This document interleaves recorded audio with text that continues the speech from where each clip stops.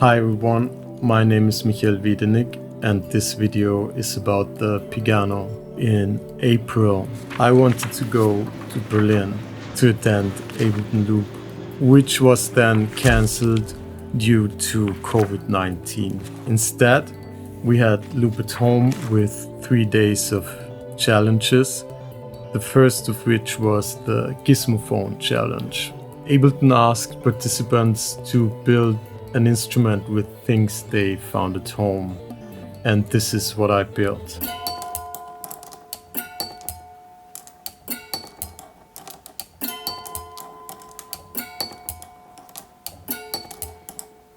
That's the Pigano. The word comes from pig and piano. There were other ideas like big guitar, pixophone, drum pig. I had a survey going on Instagram and Pigano won.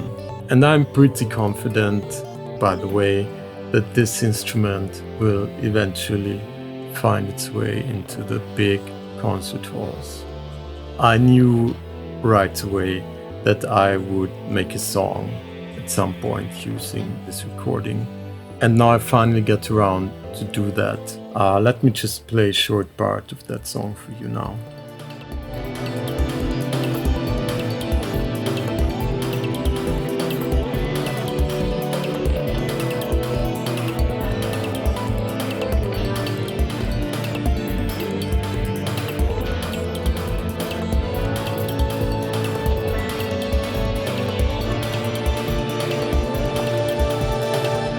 All the sounds you just heard are derived from that Pigano recording.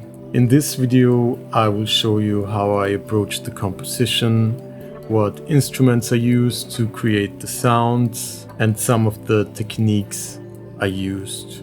I will put a link in the description to the whole song, so feel free to check that out as well. So let's get into it.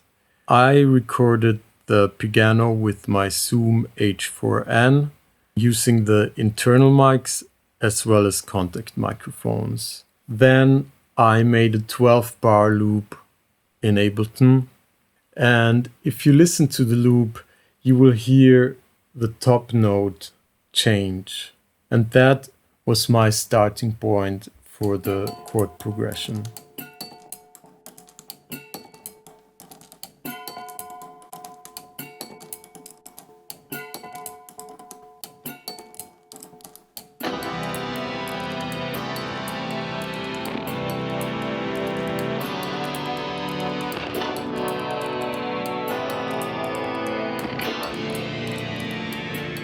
Now, if you look at the live set, there are 3 sounds called pad.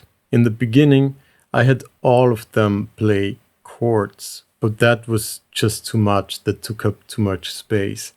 So I decided to let 2 of them only play single notes. However, since they play different notes, they still form complete chords together with the bass.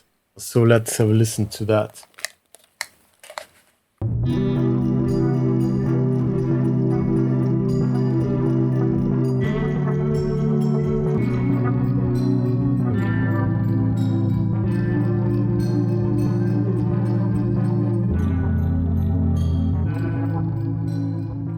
For the intro, I took those 3 sounds that you just heard, I resampled them, and then I dragged the audio files to Session View. Let's have a look at the clips and the follow actions in particular.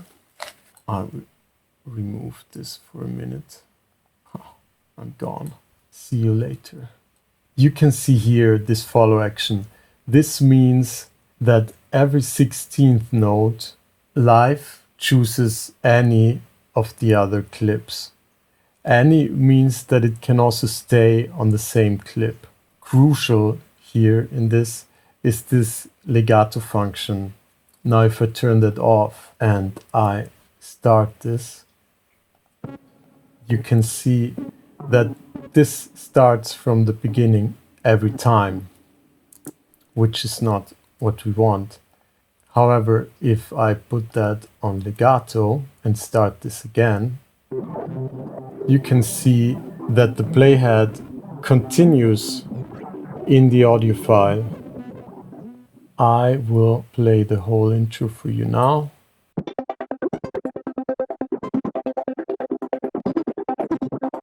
You can see this LFO changing some parameters here on Little Altar Boy.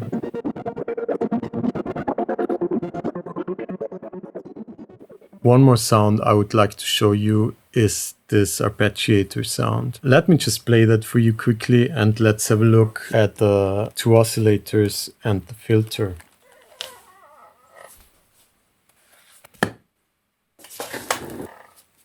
No, I just destroyed my styling with this.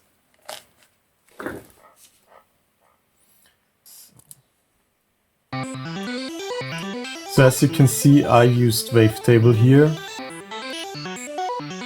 And if you look at the oscillators and the filter, they're jumping around quite a bit. And that's because of this setting here in the MIDI matrix. But what this does is that every time a new MIDI note comes in, it changes the wavetable positions of the oscillators as well as the filter frequency randomly. And that gives you like a different color. I will use the word Klangfarbe here every time a new note is played. Now, since we're on the topic of randomness, one last thing I want to show you are those heads. So here we have a Simpler in slice mode. I just dragged in the whole Pigano loop, and in front of that we have this random device. Now if we look at the MIDI clip, it's just playing the same note, the same C1 on every 16th note. And if I turn this random device off, that's actually what's happening. But if I turn it on, it starts to jump around in there. So what this random device does is it chooses a number between 1 and whatever you set here, in my case 24, and adds that to the note in semitones, of course. Then we have another parameter down here that's called scale, and that basically it's the same thing. It chooses a number randomly between 1 and whatever you set here. It also goes up to 24. I have it on 3.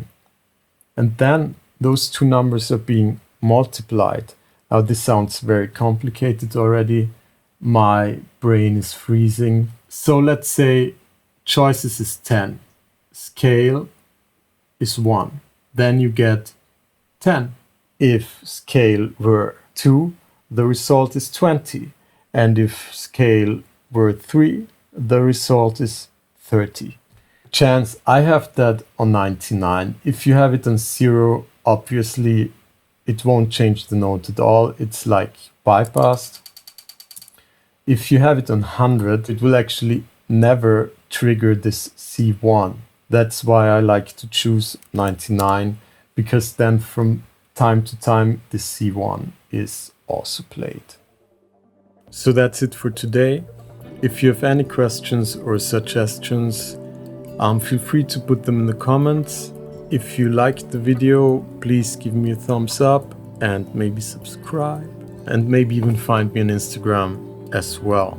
I will put a link in the description to the whole song, and I will also put a link there to where you can download the sounds if you're interested. Other than that, just have a nice day or a nice evening or night or whatever it is, wherever you are right now. Hope to see you next time, and tschüssi!